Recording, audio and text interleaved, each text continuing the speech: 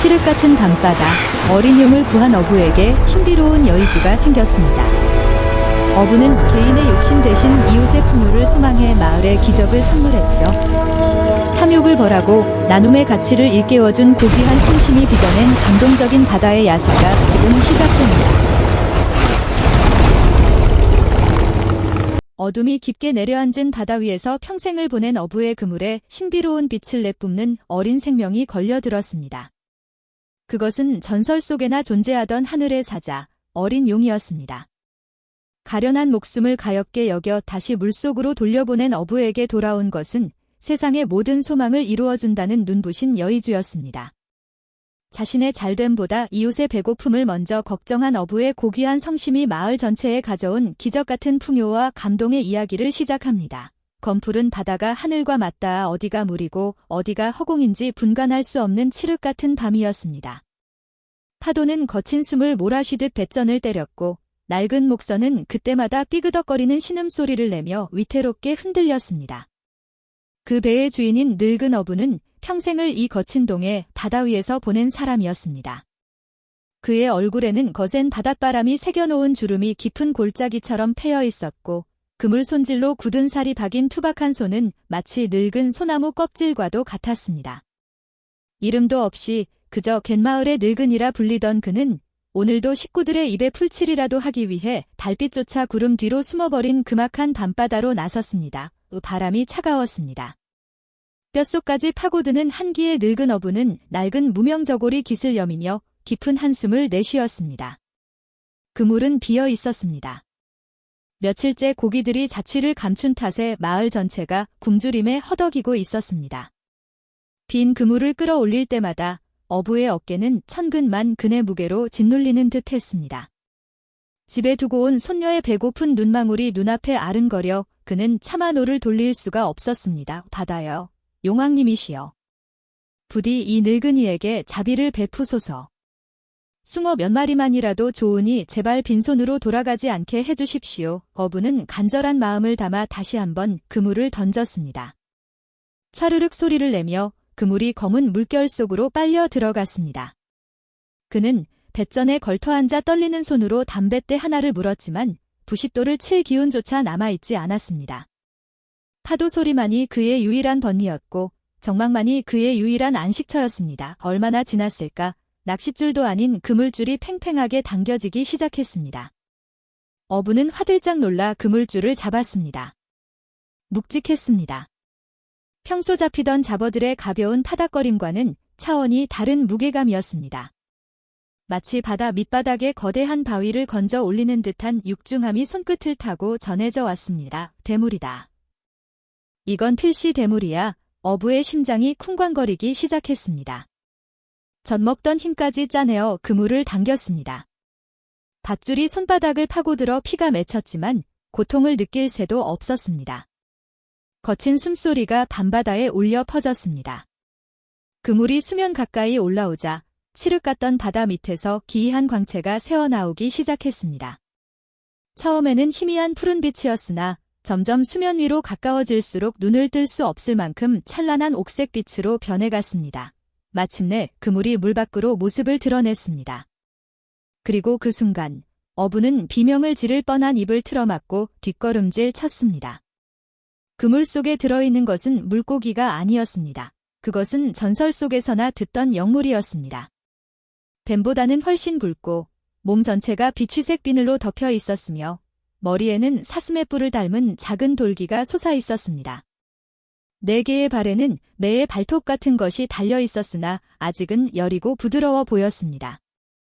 그것은 바로 아직 승천하지 못한 어린 용, 미르였습니다. 어린 용은 그물의 거친 삼배줄에 얽혀 괴로운 듯 몸부림치고 있었습니다. 날카로운 그물코가 연한 비늘 틈을 파고들어 붉은 선혈이 배어나오고 있었습니다. 그 모습이 어찌나 기이하고도 아름다운지 어부는 넋을 잃고 바라보았습니다. 용의 몸에서 뿜어져 나오는 신비로운 빛이 낡은 배 위를 대나처럼 환하게 비추었습니다. 그때였습니다. 그물 속에 갇힌 어린 용이 고개를 들어 어부를 바라보았습니다. 그 눈동자는 깊은 바다를 고스란히 담은 듯 맑고 깊은 금색이었습니다. 짐승의 눈이라고는 믿어지지 않을 만큼 지혜롭고 또 슬픈 눈빛이었습니다. 두려움에 떨고 있는 그 눈망울은 마치 살려달라고 애원하는 어린아이의 눈과 같았습니다. 어부의 마음속에서 갈등이 일었습니다. 이 영물을 잡아다가 고을관아에 바치거나 장터에 내다 판다면 평생 만져보지도 못할 큰돈을 얻을 수 있을 것이 분명했습니다. 그러면 더 이상 배를 골치 않아도 되고 허물어져가는 초가집도 고래등 같은 기와집으로 바꿀 수 있을 것입니다. 손녀에게 비단옷을 입히고 흰 쌀밥을 배불리 먹일 수 있다는 생각이 스치자 탐욕이 잠시 그의 눈을 가렸습니다. 하지만 다시 마주친 어린 용의 눈빛은 어부의 가슴을 옥죄어 왔습니다. 그물에 살이 패여 고통스러워하면서도 자신을 해치지 말아 달라는 듯 껌뻑이는 그 순수한 눈망울을 보자 어부의 마음속에 있던 탐욕은 눈 녹듯 사라지고 깊은 연민이 차올랐습니다. 미물이라 하나 하늘의 뜻을 품은 생명이거늘 내 어찌 사사로운 욕심으로 이 고귀한 목숨을 해하겠는가. 어부는 결단을 내린 듯 품에서 녹슨 칼을 꺼내 들었습니다. 그 칼은 생선을 다듬을 때 쓰던 비린내 나는 무쇠 칼이었습니다. 그는 조심스럽게 그물 쪽으로 다가갔습니다. 어린 용은 칼을 보자 두려움에 몸을 움츠리며 가늘게 떨었습니다. 두려워 마라. 너를 해하려는 것이 아니다. 내가 있어야 할 곳으로 돌려보내 주려는 것이다. 어부는 나직하고 부드러운 목소리로 속삭였습니다. 그리고는 주저없이 자신의 생명줄이나 다름없는 그물을 자르기 시작했습니다. 질긴 삼배줄이 뚝뚝 끊어져 나갈 때마다 어부의 가슴도 찢어지는 듯 했습니다. 이 그물은 돌아가신 아버지가 물려준 것이었고 찢어지면 기워가며 수십 년을 써온 그의 전 재산이었습니다. 그물을 자른다는 것은 당장 내일부터 고기를 잡을 수 없다는 뜻이었고 그것은 곧 굶주림을 의미했습니다. 그러나 어부의 손은 멈추지 않았습니다. 마침내 얽혀있던 그물이 모두 끊어지자 어린 용은 자유의 몸이 되었습니다. 용은 곧바로 바다로 뛰어들지 않고 잠시 뱃전에 머물렀습니다. 상처 입은 몸을 추스르며 금빛 눈동자로 어부를 빤히 응시했습니다. 그 눈빛에는 말로 다 할 수 없는 깊은 감사가 담겨 있었습니다. 어부는 투박한 손을 들어 용의 머리를 쓰다듬으려다 감히 그럴 수 없어 허공에서 손을 거두었습니다. 가거라. 부디 조심해서 저 넓고 깊은 바다에서 마음껏 헤엄치며 살 거라. 그리고 언젠가는 꼭 하늘로 오르거라. 어부의 말이 끝나기가 무섭게 어린 용은 몸을 돌려 검은 물속으로 미끄러져 들어갔습니다. 풍덩하는 소리와 함께 물보라가 일었고 용이 사라진 자리에는 한동안 영롱한 빛이 맴돌았습니다. 어부는 털썩 자리에 주저앉았습니다. 잘려나간 그물 조각들이 배 바닥에 어지럽게 널려 있었습니다. 허탈감이 밀려왔습니다. 이제 빈손으로 돌아가야 할 처지가 된 것입니다. 아니, 빈손보다 더 못한 그물조차 잃어버린 처지가 되고 말았습니다. 막막함에 고개를 떨구고 있을 때였습니다. 갑자기 배 주위의 바다가 요동치기 시작했습니다. 거센 파도가 아니라 마치 물밑에서 무언가가 솟구쳐 오르는 듯한 거대한 울렁임이었습니다. 어부가 놀라 고개를 드니 방금 어린 용이 사라졌던 그 자리에서 눈부신 빛기둥이 솟아올랐습니다. 그리고 그 빛 속에서 무언가가 둥실 떠올라 어부의 배 위로 툭 하고 떨어졌습니다. 그것은 어른 주먹만한 크기의 둥근 구슬이었습니다. 그 구슬에서는 은은하면서도 신비로운 광채가 뿜어져 나오고 있었습니다.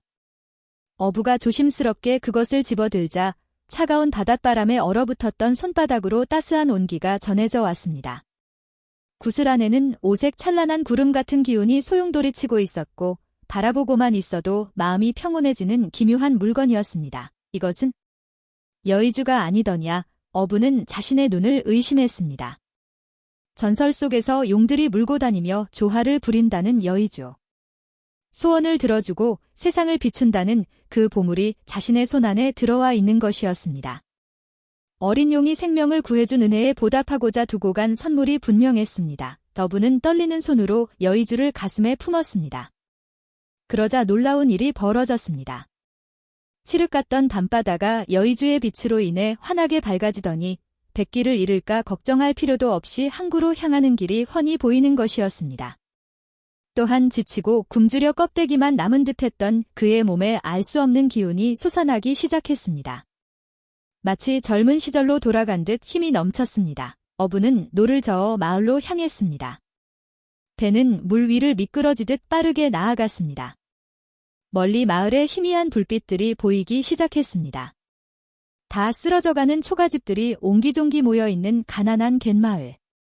그곳에는 병든 아내와 배고픔에 지쳐 잠든 손녀, 그리고 끼니를 걱정하며 밤을 지새우는 이웃들이 있었습니다. 어부의 가슴속에서는 이제 막연한 두려움 대신 뜨거운 희망이 타오르고 있었습니다. 품 안의 여의주가 내뿜는 온기는 단순한 열기가 아니라 이 가난하고 슬픈 마을에 새로운 기적을 가져다줄 서광처럼 느껴졌습니다. 폭우에 닿았을 때는 이미 새벽동이 트기 전 가장 어둡다는 시간이었지만 어부의 배 주변만은 대낮처럼 환했습니다. 그는 밧줄을 묶고 조심스럽게 배에서 내렸습니다. 흘길을 밟는 그의 발걸음은 여느 때와 다르게 묵직하면서도 경쾌했습니다. 마을 어귀에 들어서자 정막을 깨고 닭 울음소리가 들려왔습니다. 어부는 자신의 집으로 바로 들어가지 않았습니다. 대신 마을 어귀에 있는 늙은 느티나무 아래 마을 사람들이 공동으로 사용하는 우물가로 발걸음을 옮겼습니다. 그는 품에서 여의주를 꺼내어 달빛 아래 비추어 보았습니다. 영롱한 구슬은 세상의 모든 근심을 씻어줄 듯 맑게 빛나고 있었습니다. 이 보물이 정말 소원을 들어준다면 나 혼자만의 배부름을 위해 쓰지는 않으리라 어부는 다짐했습니다. 그는 평생을 가난하게 살았지만 마음만은 누구보다 부자였습니다. 콩 한 쪽도 나눠 먹어야 직성이 풀리는 그의 천성이 여의주라는 엄청난 보물 앞에서도 변하지 않은 것입니다. 그는 여의주를 두 손으로 받쳐 들고 하늘을 향해 올렸습니다. 그리고 마음속 깊은 곳에서 우러나오는 소망을 빌기 시작했습니다. 하늘이시여, 용왕님이시여. 이 신비한 구슬의 힘으로 제 낡은 집을 고래등 같은 기와집으로 바꾸어 달라고 빌지 않겠습니다. 제 밥상에 고기 반찬이 끊이지 않게 해달라고도 빌지 않겠습니다. 다만 이 마을의 모든 그물에 물고기가 가득 차게 해주소서. 병든 이들이 자리를 털고 일어나게 해주시고 굶주린 아이들의 볼에 다시 살이 오르게 해주소서. 이 마을에 드리운 가난과 슬픔의 그림자를 거두어 주시고 웃음소리가 담장 너머로 넘쳐나게 해주소서. 어부의 기도는 투박했지만 진실했습니다. 그의 말이 끝나자 여의주에서 뿜어져 나오던 빛이 더욱 강렬해지더니 마을 전체를 부드럽게 감싸 안았습니다. 그 빛은 차가운 새벽 공기를 따뜻하게 데우고 메마른 땅에 생기를 불어넣는 듯 했습니다. 빛은 집집마다 스며들어 잠든 사람들의 꿈속까지 어루만졌습니다. 그 순간 기적이 시작되었습니다. 말라 비틀어졌던 텃밭의 채소들이 푸릇푸릇하게 되살아나고 텅 비어있던 뒤주의 쌀알들이 차오르는 소리가 들리는 듯 했습니다. 마을 앞바다에서는 물고기 떼가 몰려와 수면 위로 뛰어오르는 소리가 천둥처럼 울려 퍼졌습니다. 어부는 그 광경을 바라보며 눈시울을 붉혔습니다. 자신의 그물을 찢어 어린 용을 살려준 대가가 이토록 거대하고 아름다운 축복으로 돌아올 줄은 꿈에도 몰랐던 것입니다. 그는 여의주를 다시 품에 넣고 이제 막 잠에서 깨어날 마을 사람들을 맞이할 준비를 했습니다. 오늘 아침은 이 갯마을 역사상 가장 풍요롭고 눈부신 아침이 될 것이었습니다. 이것은 단지 시작에 불과했습니다. 어린 용이 보은으로 남긴 여의주, 그리고 그것을 자신의 사리사욕이 아닌 이웃을 위해 사용한 늙은 어부의 이야기는 이제 막 첫 장을 넘겼을 뿐입니다. 이 작은 마을에 찾아온 기적이 앞으로 어떤 놀라운 일들을 불러일으킬지, 그리고 그 소문이 퍼져나가 어떤 시련과 감동을 몰고 올지는 아무도 짐작할 수 없었습니다. 하지만 한 가지 분명한 것은 선한 마음이 빚어낸 기적은 그 어떤 보물보다도 값지다는 사실이었습니다. 동해의 붉은 태양이 수평선 위로 솟아오르며 기적의 아침을 알리고 있었습니다. 동해의 붉은 해가 수평선을 차고 오르자 어둠에 잠겨있던 갯마을은 마치 긴 잠에서 깨어난 거인처럼 기지개를 켰습니다. 지난밤 늙은 어부가 느티나무 아래 우물가에서 올린 간절한 기도는 새벽 안개와 함께 마을 구석구석으로 스며들었습니다. 날이 밝아오자 가장 먼저 들려온 것은 파도 소리가 아니었습니다. 그것은 마을 앞바다를 가득 메운 물고기 떼가 튀어오르며 만들어내는 마치 소나기가 쏟아지는 듯한 장쾌한 물장구 소리였습니다. 이 평생을 뱃일로 뼈가 굵은 마을 사람들이었지만 그 누구도 이런 광경은 본 적이 없었습니다. 바다는 물 반 고기 반이라는 말이 무색할 지경이었습니다. 은빛 비늘을 번뜩이는 멸치떼가 띠를 이루어 춤을 추고 그 뒤를 쫓는 삼치와 방어들이 수면 위로 솟구쳐 올랐습니다.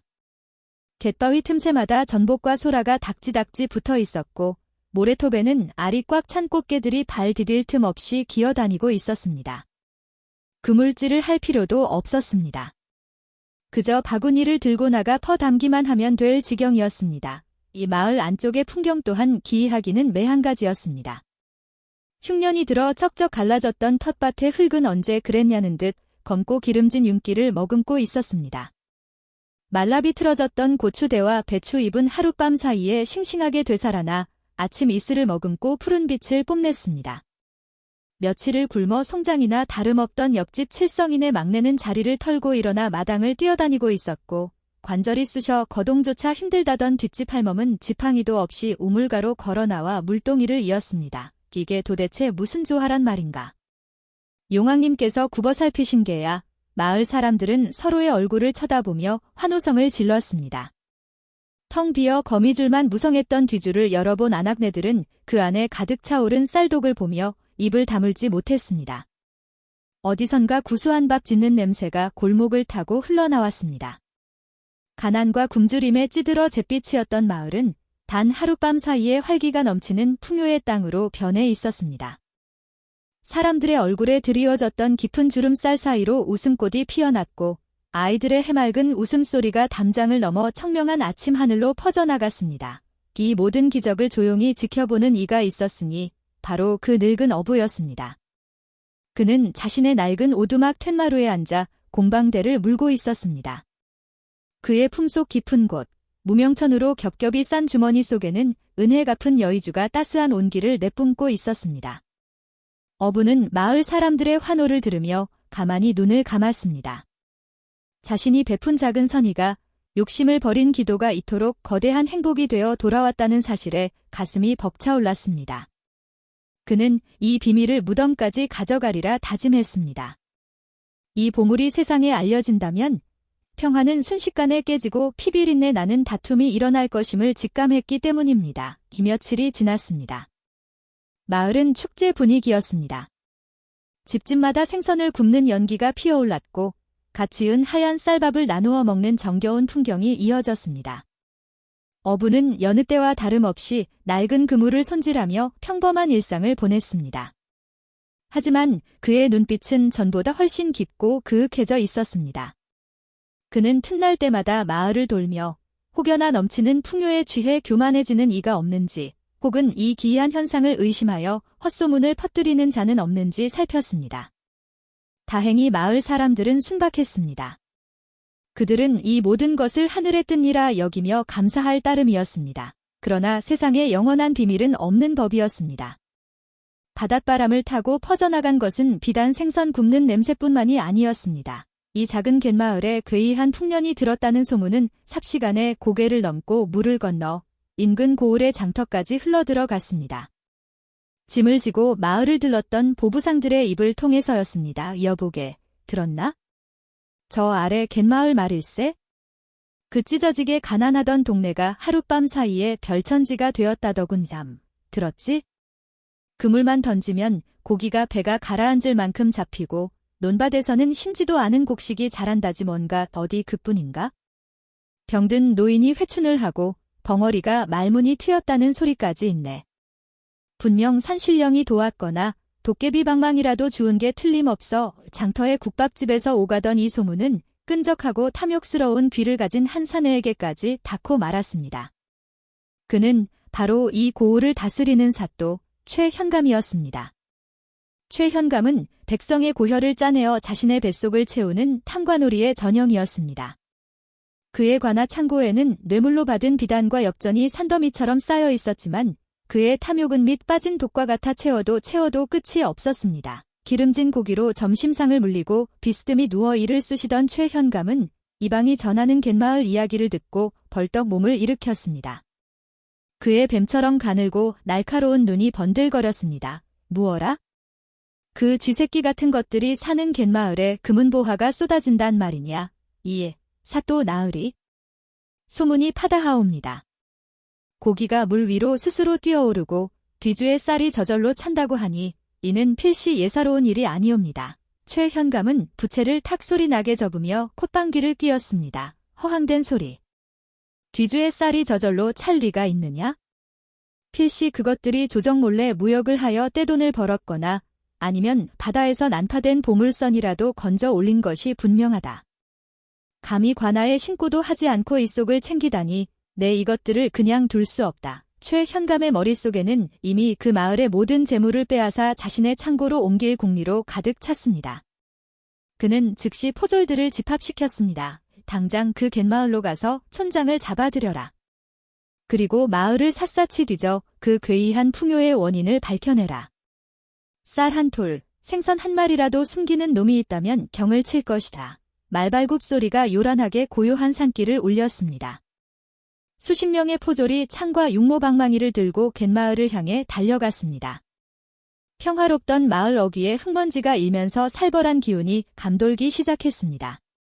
마을 사람들은 난데없이 들이닥친 관군들을 보고 혼비백산하여 집 안으로 숨어들거나 두려움에 떨며 마당에 엎드렸습니다. 촌장은 어디 있느냐? 썩 나오지 못할까? 포졸대장의 고함이 마을을 뒤흔들었습니다. 마을 촌장이 벌벌 떨며 앞으로 나아갔습니다. 포졸들은 다짜고짜 촌장을 무릎 꿇리고 집집마다 들이닥쳐 세간살이를 뒤지기 시작했습니다. 항아리가 깨지고 널어놓은 그물이 찢기는 소리가 여기저기서 들려왔습니다. 기적처럼 찾아왔던 평화가 순식간에 아수라장으로 변했습니다. 늙은 어부는 자신의 오두막 문틈으로 이 모든 광경을 지켜보고 있었습니다. 심장이 쿵쾅거렸습니다. 올 것이 오고야 말았다는 생각에 손발이 차가워졌습니다. 그는 품속의 여의주를 꽉 움켜쥐었습니다. 이 영롱한 구슬이 자신의 순수한 소망이 탐욕스러운 자들의 먹잇감이 되어서는 안 된다는 생각이 머릿속을 가득 채웠습니다. 그때였습니다. 마을 광장으로 화려한 가마 한 채가 들어섰습니다. 가마의 문이 열리고 육중한 몸집의 최 현감이 거만하게 땅을 밟았습니다. 그는 뒷짐을 지고 마을을 둘러보았습니다. 집집마다 걸려있는 기름진 생선과 마당에 쌓인 곡식 자루들을 보며 그의 입가에 비릿한 미소가 번졌습니다. 허허, 소문이 헛것은 아니었구나. 이 척박한 땅에서 이런 풍요라니? 내 평생 이런 일은 처음 보는구나. 최 현감은 촌장에게 다가가 부채 끝으로 그의 턱을 치켜 올렸습니다. 네 이놈, 바른대로 고하거라. 이 많은 재물이 어디서 났느냐? 도적질을 한 것이냐? 아니면 영모를 꾸미기 위해 자금을 모은 것이냐? 또 나으리. 억울하옵니다. 저희는 그저 어느 날 아침 일어나 보니 이렇게 되어 있었습니다. 하늘이 내리신 복이라고 밖에는 내 놈이 내 앞에서 혓바닥을 놀리는구나. 하늘이 내린 복. 하늘은 오직 나라님과 그를 대신하는 나 같은 목민관에게 복을 내리는 법이다. 천한 것들에게 이런 복이 가당키나 하더냐. 최 현감은 촌장을 발로 걷어차고는 날카로운 눈빛으로 마을 사람들을 훑어보았습니다. 그의 눈길이 군중 속에 섞여 있지 않고 멀찍이 떨어진 오두막 툇마루에 앉아있는 늙은 어부에게 머물렀습니다. 어부의 표정은 두려움에 떠는 다른 이들과 달리 태산처럼 무겁고 고요했습니다. 짐승과도 같은 직감을 가진 최 현감은 단박에 알아차렸습니다. 이 기이한 일의 중심에 저 늙은이가 있다는 것을 저기 저 늙은이를 끌고 오너라. 최 현감의 명령에 포졸들이 어부의 오두막으로 달려들었습니다. 어부는 저항하지 않았습니다. 그는 품속의 여의주를 더욱 깊숙이 숨기고 천천히 자리에서 일어났습니다. 그의 발걸음은 죄인의 그것이 아니었습니다. 마치 거센 파도 앞에서도 물러서지 않는 뱃사람의 당당함이 서려 있었습니다. 어부가 최 현감 앞에 끌려와 무릎을 꿇었습니다. 그러나 그의 눈은 현감의 눈을 똑바로 응시하고 있었습니다. 내 놈 눈빛이 예사롭지 않구나. 내가 무엇인가 알고 있지? 이 마을에 생긴 변괴에 대해 아는 대로 털어놓아라. 만약 거짓을 고한다면 내 놈의 뼈를 추리지 못하게 할 것이다. 어부는 입을 굳게 다물었습니다. 만약 여의주의 존재를 밝힌다면 현감은 그것을 빼앗아 자신의 사리사욕을 채우는 데 쓸 것이 분명했습니다. 그리고 더 이상 마을에 기적은 일어나지 않을 것이며 오히려 더 큰 재앙이 닥칠 수도 있었습니다. 하지만 입을 다문다면 자신뿐만 아니라 무고한 마을 사람들이 고초를 겪을 것이었습니다. 현감은 침묵하는 어부의 태도에 더욱 화가 치밀어 올랐습니다. 동시에 확신을 가졌습니다. 저 늙은이의 품속이나 집구석 어딘가에 세상을 뒤집을 만한 보물이 숨겨져 있다는 것을 말입니다. 기놈이 끝까지 입을 열지 않겠다. 여봐라. 저놈을 형틀에 묶어라. 그리고 이 마을의 모든 집을 이 잡듯 뒤져서라도 수상한 물건을 찾아내라. 땅을 파도 좋고 기둥을 뽑아도 좋다. 포졸들이 어부를 거칠게 일으켜 세워 형틀에 묶으려 할 때였습니다. 어부의 품속에서 미세하지만 분명한 빛이 새어나오기 시작했습니다. 옷자락 사이로 비치는 그 신비롭고 영롱한 푸른 빛은 대낮의 햇살 아래서도 선명하게 빛났습니다. 최현감의 눈이 휘둥그레졌습니다. 그의 탐욕스러운 눈동자에 여의주의 푸른 빛이 비쳤습니다. 저것이다. 저 늙은이의 품속에 무엇인가 있다. 당장 뺏어라. 당장. 탐욕의 눈이 먼 현감의 고함 소리와 함께 포졸들이 어부를 덮치려는 찰나였습니다.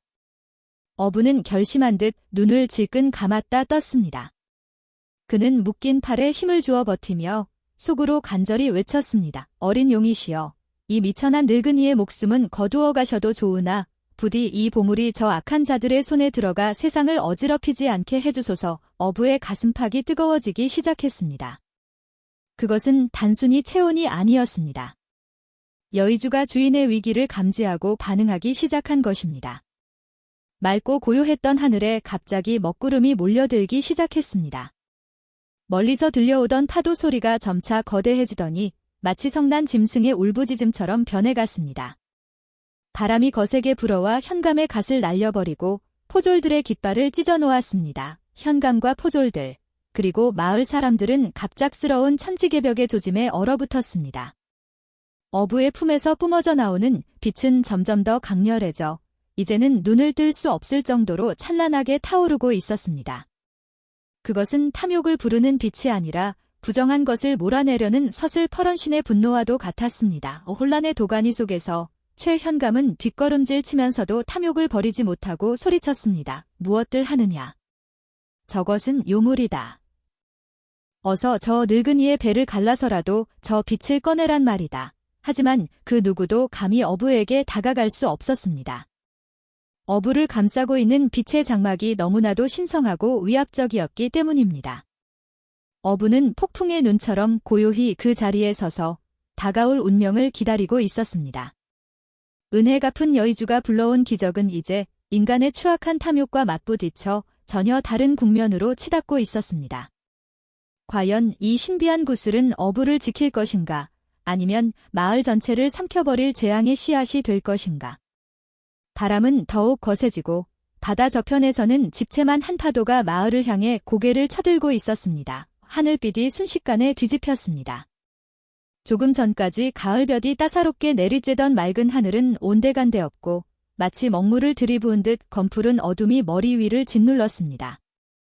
그 어둠은 단순한 구름의 그림자가 아니었습니다. 바다 깊은 곳에서부터 끌어올려진 서늘하고 비릿한 물냄새가 바람을 타고 관아의 마당을 덮쳤습니다.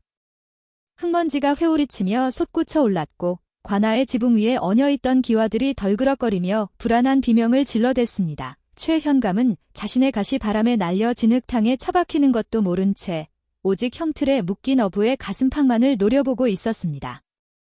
그 늙은 어부의 낡은 옷자락 사이로 뿜어져 나오는 푸른 빛은 이제 횃불보다도 더 밝고 칼날보다도 더 날카롭게 번득이고 있었습니다. 그것은 이 세상의 빛깔이 아니었습니다. 깊은 바다 밑바닥, 햇빛조차 닿지 않는 심해의 고요함을 품고 있으면서도 동시에 모든 것을 삼켜버릴 듯한 맹렬한 기운이 서려 있었습니다. 무엇들이 그리 굼뜨냐. 어서 저놈을 치라니까. 저 빛이 바로 보물이다. 저것만 있으면 나는 조선 팔도에서 제일 가는 부자가 될 것이야. 현감의 목소리는 갈라지고 쉬어 흉측한 짐승의 소리 같았습니다. 탐욕에 절어 붉게 충혈된 그의 눈은 공포와 광기가 뒤섞여 기괴하게 번들거렸습니다. 하지만 포졸들은 감히 발을 떼지 못했습니다. 그들은 본능적으로 느끼고 있었습니다. 저 늙은 어부를 감싸고 있는 기운은 인간이 범접해서는 안 될 신성하고도 두려운 힘이라는 것을 말입니다. 창을 쥔 포졸들의 손이 사시나무 떨듯 떨렸고 뒷걸음질 치는 그들의 다리는 풀려 주저앉기 일보 직전이었습니다. 그때였습니다. 쾅! 마른 하늘이 찢어지는 듯한 굉음과 함께 관아 앞마당 한복판에 벼락이 내리꽂혔습니다. 눈을 멀게 할 듯한 섬광이 번쩍이더니 수백 년 묵은 느티나무 가지가 단숨에 꺾여 나갔습니다. 타는 냄새가 코를 찔렀고 사람들은 비명을 지르며 바닥에 납작 엎드렸습니다. 그것은 경고였습니다. 더 이상 이 선을 넘지 말라는 하늘의 엄중한 호통이었습니다. 형틀에 묶인 어부는 감고 있던 눈을 천천히 떴습니다. 그의 눈동자는 더 이상 힘없는 노인의 흐릿한 눈이 아니었습니다. 마치 가슴속의 여의주가 그의 영혼과 하나가 된 듯 어부의 눈에서도 푸른 안광이 일렁였습니다. 그는 자신을 둘러싼 아수라장을 고요히 응시했습니다. 공포에 질려 벌벌 떠는 포졸들, 탐욕에 미쳐 날뛰는 현감, 그리고 집 밖으로 나와 하늘을 우러러보며 두려움에 떠는 마을 사람들. 어부의 귀에는 그 모든 소음 너머로 바다에서 들려오는 거대한 울림이 들려왔습니다. 보고 있구나. 그분이 오고 계셔. 어부는 알 수 있었습니다. 몇 년 전 자신의 그물에 걸려 파닥거리던 그 작고 신비로운 존재가 이제는 상상할 수 없을 만큼 거대하고 위험 있는 모습으로 돌아오고 있음을. 가슴속의 여의주가 뜨겁게 달아오르며 주인의 심장 박동에 맞춰 둥둥 울렸습니다. 그것은 두려움이 아니라 벅찬 감동이었고 동시에 닥쳐올 재앙에 대한 깊은 슬픔이었습니다. 바람은 더욱 거세져 이제는 몸을 가누기 힘들 정도가 되었습니다. 관아의 담장이 무너져 내리고 마당에 세워둔 깃발들이 갈기갈기 찢겨 허공으로 흩어졌습니다. 멀리서 들려오던 파도 소리는 이제 지축을 뒤흔드는 천둥 소리가 되어 마을을 집어삼킬 듯 다가왔습니다. 현감나리. 피하셔야 합니다. 바닷물이 넘어옵니다. 막루에 올라갔던 관원이 새하얗게 질린 얼굴로 뛰어내려와 소리쳤습니다. 그의 말대로였습니다. 저 멀리 바다 쪽을 바라보니 수평선이 기이하게 솟아오르고 있었습니다. 마치 바다 전체가 들어 올려진 듯 집채만 한 검은 물벽이 마을을 향해 밀려오고 있었습니다. 그 물벽 위로는 시커먼 먹구름이 소용돌이치며 내려와 바다와 하늘이 하나로 이어진 듯한 장관을 연출했습니다. 구름 사이사이로 번개가 칠 때마다 거대한 비늘 같은 형상이 번쩍이며 그 위용을 드러냈습니다. 하지만 최현감은 도망칠 생각조차 하지 않았습니다. 아니, 할 수 없었습니다. 눈앞에서 일렁이는 저 푸른 보석의 빛이 그의 발목을 잡고 놓아주지 않았습니다. 그는 미친 사람처럼 웃음을 터뜨리며 칼을 뽑아 들었습니다. 누구도 못 간다. 저것은 내 것이다. 하늘이 무너져도 저 구슬은 내가 가질 것이다. 그는 비틀거리는 걸음으로 직접 어부를 향해 다가갔습니다. 바람이 그를 밀어내려 안간힘을 쓰는 듯 거세게 불어닥쳤지만 탐욕이라는 광기는 그 어떤 태풍보다도 집요했습니다. 현감이 번쩍이는 칼을 높이 쳐들고 어부의 가슴을 향해 내리꽂으려는 순간이었습니다. 어부의 품속에서 빛나던 여의주가 폭발하듯 강렬한 빛을 뿜어냈습니다. 그 빛은 둥근 보호막이 되어 어부의 몸을 감쌌습니다. 현감의 칼날이 그 빛의 장막에 닿자마자 캉 하는 맑은 소리와 함께 산산조각이 나버렸습니다. 부러진 칼날이 허공으로 튀어올랐고 현감은 보이지 않는 거대한 힘에 튕겨나가 뒤로 나뒹굴었습니다.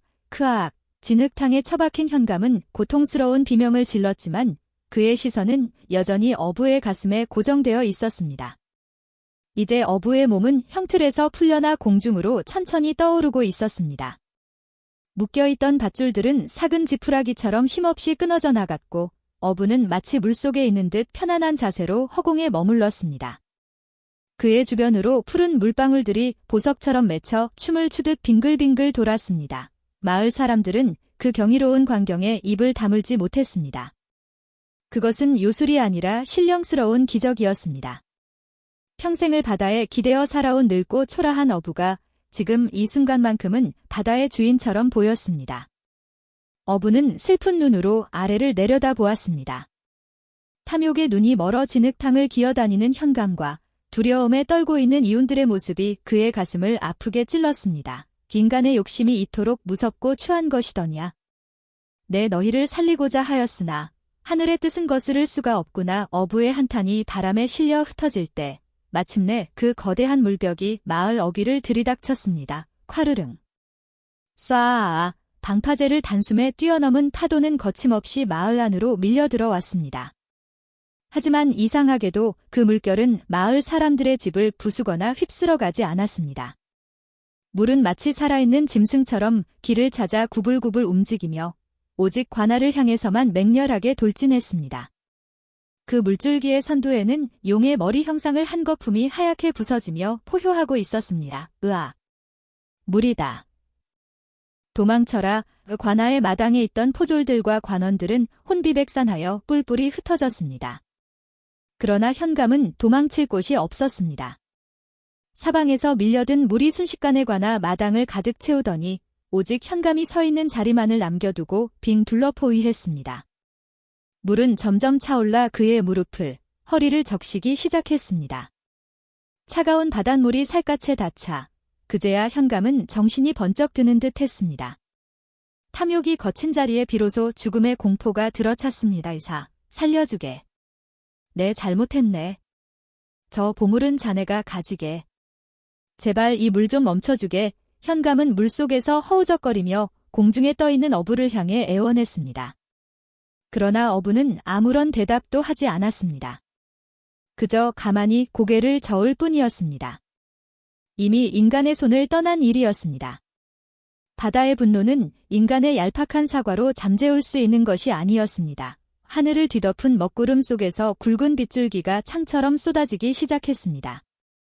빗물은 바닷물과 섞여 소용돌이 쳤고 그 소용돌이의 중심에서 푸른 비늘을 가진 거대한 존재가 서서히 그 모습을 드러내기 시작했습니다. 구름 사이로 내밀어진 것은 날카로운 발톱이 달린 거대한 다리였고 번개 뒤로 스치듯 보이는 것은 긴 수염을 휘날리는 용의 얼굴이었습니다. 그것은 몇 년 전 어부의 그물에 걸려 파닥거리던 그 어린 물고기가 아니었습니다. 바다를 다스리고 비바람을 부리는 진정한 용왕의 위엄을 갖춘 신수였습니다. 용의 눈은 타오르는 듯한 황금색이었고 그 눈동자는 정확히 최현감을 내려다보고 있었습니다. 그 눈빛에는 자비란 없었습니다. 오직 자연의 섭리를 거스르고 은인을 해하려 한 자에 대한 서늘한 심판만이 담겨 있을 뿐이었습니다. 어부는 용을 올려다보며 눈물을 흘렸습니다. 오셨습니까? 그토록 잘하셨습니까? 이 미천한 늙은이를 잊지 않고 찾아와 주셨습니까? 용은 낮은 울음소리를 내며 어부의 주변을 한 바퀴 휘감았습니다. 그 움직임에 따라 비바람이 잦아들고 어부 주변의 공기가 따뜻하게 변했습니다. 하지만 그 온기는 오직 어부에게만 허락된 것이었습니다. 용이 꼬리를 한번 크게 휘두르자 관아를 둘러싸고 있던 물벽이 거대한 파도가 되어 최현감을 덮쳤습니다. 안 돼. 안 돼에 현감의 절규는 거대한 물소리에 묻혀 사라졌습니다. 파도는 관아의 대청마루를 부수고 기둥을 쓰러뜨렸으며 그 안에 쌓여있던 장부와 재물들을 모조리 쓸어버렸습니다. 현감이 그토록 집착했던 권력과 부귀영화는 한순간에 물거품이 되어 흙탕물 속으로 사라졌습니다. 어느새 마을 전체가 물에 잠길 위기에 처했습니다. 하지만 신기하게도 물은 가난한 백성들의 초가집 문턱 앞에서는 멈춰 섰습니다. 마치 보이지 않는 선이 그어져 있는 것처럼 성난 파도조차 죄 없는 이들의 삶의 터전은 건드리지 않았습니다.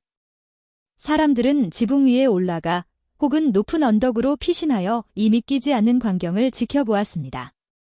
관아는 물바다가 되었지만 마을은 빗물에 젖었을 뿐 무사했습니다. 공중에 떠있던 어부는 천천히 물 위로 내려왔습니다. 그의 발이 물 표면에 닿았지만 빠지지 않았습니다. 그는 물 위를 걸어 폐허가 된 관아의 한가운데로 향했습니다.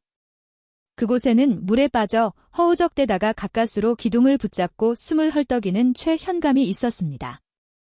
갓은 벗겨지고 상투는 풀어헤쳐져 물미역처럼 얼굴에 달라붙은 현감의 몰골은 처참하기 그지없었습니다. 어부는 현감 앞에 섰습니다.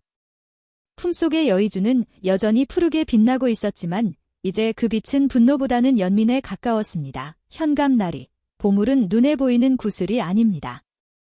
사람의 마음을 얻고 하늘의 뜻을 따르는 것이 진짜 보물이지요. 나리께서는 욕심 때문에 진짜 보물을 보지 못하고 결국 화를 자초하셨습니다. 어부의 목소리는 차분했지만 천둥 소리보다 더 크게 현감의 가슴을 때렸습니다. 현감은 부들부들 떨며 고개를 들었지만 어부의 뒤에서 일렁이는 거대한 용의 그림자를 보고는 다시 고개를 쳐박았습니다. 그때 하늘에서 다시 한번 거대한 울음소리가 들려왔습니다. 용이 구름을 헤치고 완전히 그 모습을 드러내려 하고 있었습니다. 이제 마지막 심판이 내려질 시간이었습니다. 어부는 가슴에 손을 얹고 용을 향해 고개를 숙였습니다. 은혜 갚은 여의주가 불러온 이 거대한 폭풍은 이제 절정을 향해 치닫고 있었고 그 끝에 무엇이 기다리고 있을지는 오직 하늘과 바다만이 알고 있었습니다. 마을 사람들은 숨을 죽인 채 어부와 용, 그리고 무너진 관할을 바라보며 다가올 운명의 순간을 기다렸습니다. 구름이 걷히는 듯하면서도 다시 몰려들었고 바다는 더욱 깊고 검게 물들어갔습니다. 구름 뒤에 숨어있던 거대한 존재가 마침내 그 웅장한 전모를 드러냈습니다. 그것은 단순히 큰 짐승의 형상이 아니었습니다. 6. 칠흑 같은 어둠 속에서도 스스로 푸른 빛을 뿜어내는 비늘은 천년을 묵은 기와장보다 더 견고하고 밤하늘의 은하수보다 더 찬란하게 반짝였습니다. 용의 몸통은 관아 뒷산인 백두대간의 줄기보다 굵었으며 그 길이는 끝을 가늠할 수 없을 만큼 길게 뻗어 하늘과 땅을 잇고 있었습니다. 날카로운 발톱은 쇠를 두부처럼 자를 듯 번뜩였고 바람에 휘날리는 긴 수염은 마치 오래된 고목의 뿌리처럼 굵고 거칠면서도 신령스러운 기운을 내뿜었습니다. 용이 콧김을 한번 내뿜자 거센 돌풍이 불어와 관아 마당에 남아있던 자네들을 모조리 날려버렸습니다. 그 바람 속에는 비릿한 바다 내음과 함께 오래된 숲의 향기, 그리고 인간의 언어로는 형용할 수 없는 경외감이 서려 있었습니다. 최현감은 그 압도적인 기세에 눌려 비명조차 지르지 못한 채 물에 젖은 생쥐꼴이 되어 기둥뿌리만 부여잡고 덜덜 떨 뿐이었습니다. 그의 눈동자는 공포로 인해 흰자위가 뒤집힐 지경이었고 욕심으로 가득 찼던 입은 딱딱 부딪히는 이빨 소리 외에는 아무런 말도 뱉어내지 못했습니다. 너부는 그 거대한 용의 눈을 똑바로 바라보았습니다. 수십 년 전 그물에 걸려 파닥거리던 그 작고 여린 생명체는 이제 천지를 호령하는 영물이 되어 돌아왔습니다. 용의 눈동자는 깊고 푸른 바다 그 자체였습니다. 그 안에는 어부를 향한 그리움과 반가움, 그리고 자신을 해하려 한 인간들에 대한 서늘한 분노가 소용돌이치고 있었습니다. 어부의 품속에서 빛나던 여의주가 용의 눈빛과 공명하듯 더욱 강렬한 빛을 뿜어냈습니다. 그 빛은 차가운 빗줄기를 뚫고 뻗어나가 어두운 하늘에 마치 새로운 태양이 뜬 것 같은 환상을 불러일으켰습니다. 이제 이것을 돌려드릴 때가 된 것 같습니다. 더부는 떨리는 손으로 품속의 여의주를 꺼내 들었습니다. 구슬은 어부의 손바닥 위에서 따뜻한 온기를 내뿜으며 부드럽게 진동했습니다. 그것은 단순히 값비싼 보석이 아니었습니다. 어부와 용을 이어주는 마음의 끈이었고 서로에 대한 신의의 증표였습니다. 어부는 그 구슬을 탐낸 적이 없었으나 세상의 탐욕스러운 이들은 그것을 가만두지 않았습니다. 어부는 이 신령한 물건이 인간 세상에 더 머물러서는 안 된다는 것을 직감했습니다. 가져가십시오. 이 늙은이에게는 과분한 물건입니다. 그리고 부디 노여움을 거두어 주십시오. 저 어리석은 자의 죄는 크나 이 땅에 죄 없는 백성들까지 공포에 떨게 할 수는 없지 않습니까? 어부의 목소리는 작았으나 기이하게도 폭풍우 소리를 뚫고 용에게 닿았습니다. 용은 거대한 머리를 천천히 아래로 내렸습니다. 용의 얼굴이 어부의 코앞까지 다가왔을 때 어부는 숨이 멎을 것 같았습니다. 그러나 용은 어부를 해치려는 것이 아니었습니다. 용은 혀를 날름거려 어부의 거친 손등을 한번 핥았습니다. 까칠까칠하면서도 따뜻한 그 감촉에 어부의 눈에서 참았던 눈물이 왈칵 쏟아졌습니다. 그 순간 어부의 손에 있던 여의주가 둥실 떠올랐습니다. 구슬은 스스로 용의 입속으로 빨려 들어가는 대신 용의 이마 한가운데에 박혀있는 비늘 사이로 스며들었습니다. 그러자 용의 온몸을 감싸고 있던 푸른 빛이 황금빛으로 변하며 뇌성병력 같던 울음소리가 맑고 고운 옥필이 소리처럼 바뀌어 천지에 울려 퍼졌습니다. 그것은 파괴의 끝과 평화의 시작을 알리는 소리였습니다. 용은 고개를 돌려 물에 빠진 최현감을 내려다보았습니다. 현감은 살려달라고 손을 비비며 애원했지만 목소리는 나오지 않았습니다.